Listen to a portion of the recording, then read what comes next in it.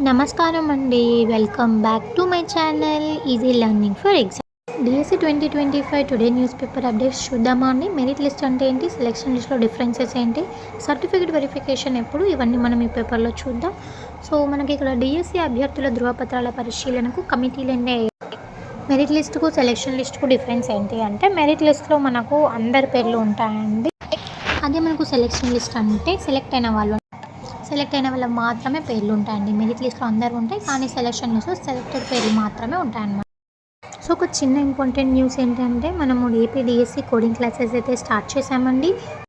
APDSC prepare అవుతున్న వాళ్ళు కానీ బిగినర్స్ కానీ ఖచ్చితంగా చూడండి. ఒక్కసారి వింటే మర్చిపోడండి, ప్లీజ్ ఒక్కసారి ఆ వీడియో చూడండి. నిన్న చేశానండి వీడియో క్లాస్ 1 అని.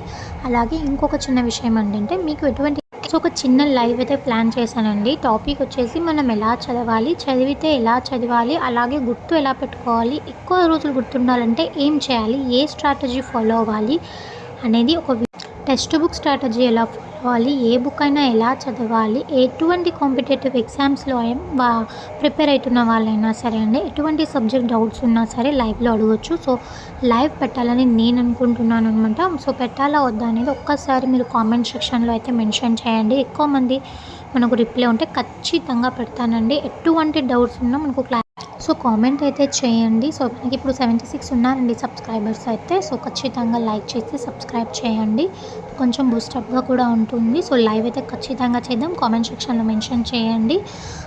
సో మనమైతే డిఎస్సి అభ్యర్థుల ధృవపత్రాల పరిశీలనకు కమిటీలు, ఎన్ని కమిటీలు ఏర్పాటు అయ్యాయంటే 14 కమిటీలు ఏర్పాటు అయ్యాయి మొత్తము.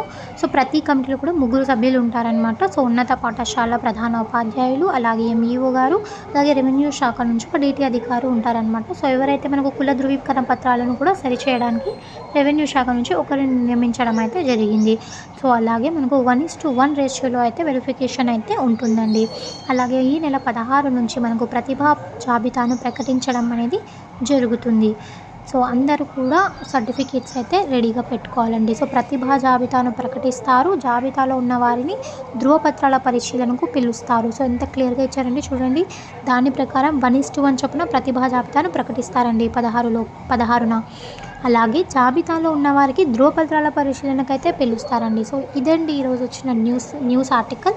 సో ఇక్కడ మనం అలాగే జిల్లాలో 629 పోస్టులు ఉండగా 629 మందిని ఎంపిక చేసి అందరికీ ఒకే రోజు ధృవపత్రాల పరిశీలన అయితే చేపడతారు. ఉద్యోగం పొందడానికి అర్హులైనప్పటికీ స్టడీ కుల ధృవపత్రాలలో లోపాలు ఏమైనా ఉంటే ఆ పేరును నిలిపివేసి ప్రతిభా జాబితాలను తర్వాతకు అవకాశం కల్పిస్తారండి. సో ధృవపత్రాల పరిశీలన అనంతరం ఆ జాబితా ఆమోదం కోసం డైరెక్టర్ కార్యాలయానికి పంపుతారు. మొత్తం మీద ఈ నెలాఖరులోపు కౌన్సిలింగ్ ప్రక్రియ అయితే పూర్తి చేసి ఉత్తర్వులు ఇవ్వాలని నిర్ణయించినట్లు సమాచారం. సో ఈ నెలలో మనకు కంప్లీట్గా అయిపోతుందండి. సో పోస్టింగ్ కూడా అన్నారు. సో పోస్టింగ్ కూడా ఇవ్వాలని చెప్పేసి నిర్ణయించారు. సో ఇదండి ఈరోజు వచ్చిన న్యూస్ పేపర్ ఆర్టికల్. అలాగే మన ఛానల్లో మీకు ఇన్ఫర్మేటివ్గా అనిపిస్తే లైక్ చేయండి, అలాగే మీ ఫ్రెండ్స్కు సజెస్ట్ చేయండి అండ్ సబ్స్క్రైబ్ చేయండి. అండ్ లైవ్ సెక్షన్ కోసం కామెంట్ చేయండి. లైవ్ సెక్షన్లో స్ట్రాటజీస్ చూద్దాము, ఎలా చదవాలి, ఎలా గుర్తుపెట్టుకోవాలి. మీకు ఇంకా ఏమైనా డౌట్స్ ఉన్నా మాకు మెన్షన్ చేయండి, ఆన్సర్ చేస్తాను. అలాగే మనము ఎలా చదవాలో పర్టికులర్గా మనం ఎలా ఫాలో అవ్వాలనేది చూద్దాం. సో ఇంకా ఏమైనా వేరే కాంపిటేటివ్ సబ్జెక్ట్ కావాలన్నా పెట్టవచ్చు. మీరు ఎటువంటి కంటెంట్ కావాలని కోరుకుంటున్నారు, ఏ సబ్జెక్ట్ మీద మీరు వీడియోస్ చేయాలని కోరుకుంటున్నారో మీరు మెన్షన్ చేస్తే ఖచ్చితంగా క్లాసెస్ అయితే అప్లోడ్ చేస్తానండి. Stay tuned.